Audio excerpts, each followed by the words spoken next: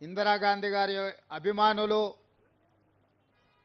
జయంతి సందర్భంగా నివాళులు అర్పించి శ్రీమతి ఇందిరాగాంధీ గారు ఈ దేశానికి అందించిన సేవలు ప్రపంచ చిత్రపటం మీద భారతదేశం యొక్క గౌరవాన్ని పెంపొందించిన విధానాన్ని ఈనాడు మనం స్మరించుకోవడానికి ఇక్కడ ఈ కార్యక్రమం ఏర్పాటు చేసుకోవడం జరిగింది.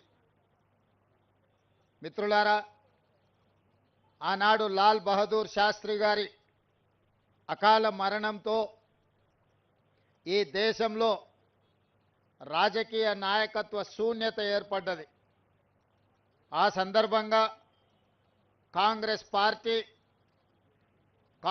పార్టీ నాయకులందరూ కలిసి శ్రీమతి ఇందిరాగాంధీ గారిని ఈ దేశ ప్రధానమంత్రిగా బాధ్యతలు స్వీకరించమని, వారు బాధ్యతలు స్వీకరించిన తర్వాత పరిపాలనలో వారు తీసుకొచ్చిన విప్లవాత్మకమైన మార్పులు ఈనాడు ఈ దేశంలో ముఖ్యంగా దళితులు, గిరిజనులు, బలహీన వర్గాలు, అట్టడుగు వర్గాలను ఈరోజు పాలితులుగా ఉన్న వాళ్ళను పాలకులుగా తయారు చేసి డాక్టర్ బాబాసాహెబ్ అంబేద్కర్ గారు ఏ కలలైతే కన్నరో ఈ రాజ్యాంగాన్ని మనకు అందించి ఆ కలలను సాకారం చేయడానికి చివరి శ్వాస వరకు, ఆఖరి రక్తపు బొట్టు వరకు శ్రీమతి ఇందిరాగాంధీ గారు అవిరాళమైన కృషిని చేయడం జరిగింది.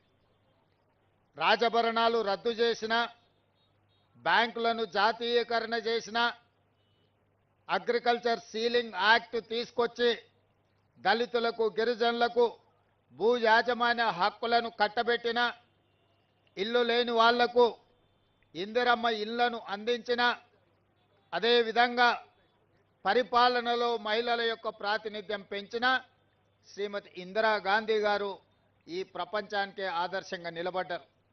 అదే కాకుండా మన దాయాది అయిన పాకిస్తాను మాటకు ముందు భారతదేశం మీద కాళ్ళు దువ్వుతుంటే పాకిస్తాన్ మీద యుద్ధం చేయడమే కాదు, పాకిస్తాన్ని ఓడగొట్టి నిట్ట నిలువున 2 దేశాలుగా చీల్చి బంగ్లాదేశ్ అనే ఒక దేశాన్ని ఆనాడు శ్రీమతి ఇందిరాగాంధీ గారు పాకిస్తాన్ నుంచి వేరు చేయడం జరిగింది. 90,000 మంది సైనికులను, పాకిస్తాన్ సైనికులను భారతమాత ముందు తల వంచే విధంగా వాళ్ళందరినీ లొంగ తీసుకొని ఈ దేశం వైపు కన్నెత్తి చూస్తే ఎవరినైనా వదిలేది లేదు, యుద్ధంలో ఓడిస్తామని చెప్పి ఇందిరాగాంధీ గారు నిరూపించి అటు చైనా కానీ, ఇటు పాకిస్తాన్ కానీ, బంగ్లాదేశ్ కానీ, చుట్టుపక్కల దేశాలు ఎవరు కూడా అమెరికాతో సహా ఎవరి దేశం యొక్క సార్వభౌమాధికారాన్ని ప్రశ్నించకుండా ఒక బలమైన నాయకత్వాన్ని అందించిన గొప్ప నాయకురాలు శ్రీమతి ఇందిరాగాంధీ గారు.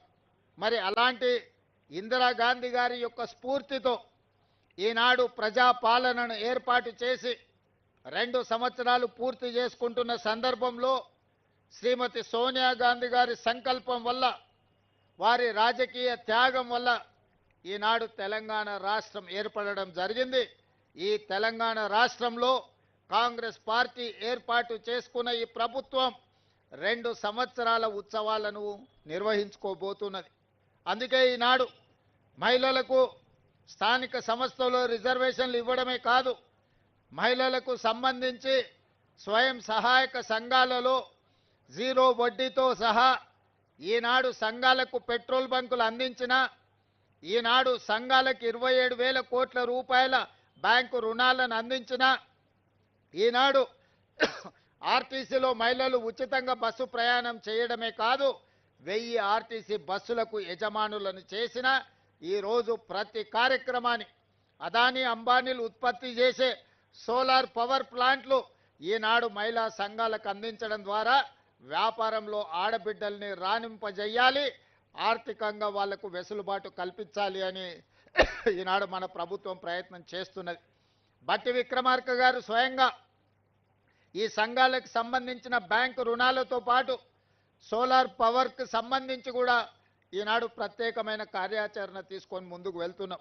అందుకే ఈనాడు మహిళలకు సంబంధించి ఇందిరమ్మ ఇండ్లు ఆనాడు రాజశేఖర రెడ్డి గారు ఉన్నప్పుడు ఆకాశమే హద్దుగా 25 లక్షల ఇందిరమ్మ ఇండ్లను ఆనాడు కట్టించడం జరిగింది.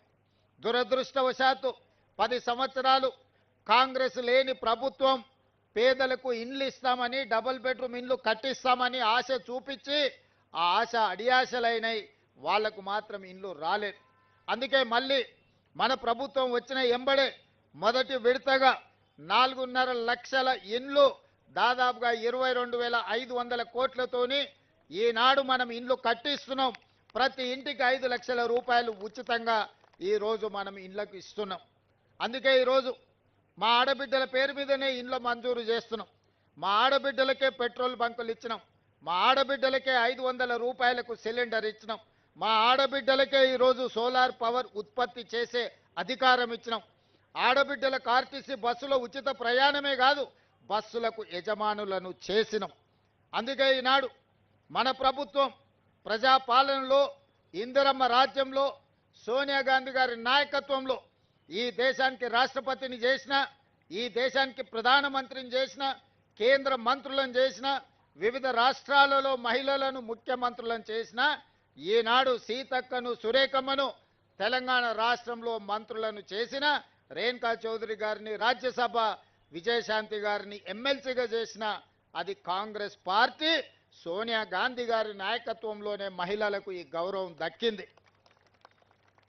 ఇందిరమ్మ రాజ్యం ఉన్నప్పుడే మహిళల ఆత్మ గౌరవంతో తలెత్తుకొని నిలబడే విధంగా ఈరోజు మహిళల అభివృద్ధి కోసం మన ప్రభుత్వం పని చేస్తున్నది.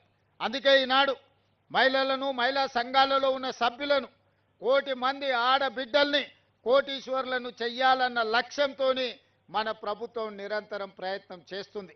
అందుకే ఒకనాడు ప్రభుత్వం చీరలు పంచితే ఆ చీరలు పొలాల దగ్గర పిట్టల్ని బెదిరించడానికి కట్టే పరిస్థితి ఉండే మా అక్కలందరికీ తెలుసు. చాలామంది మహిళలు నిరసన తెలిపినరు. గ్రామాలకు వెళ్ళినప్పుడు పాదయాత్ర సందర్భంగా మా దృష్టికి తెచ్చిండ్రు. అందుకే ఈనాడు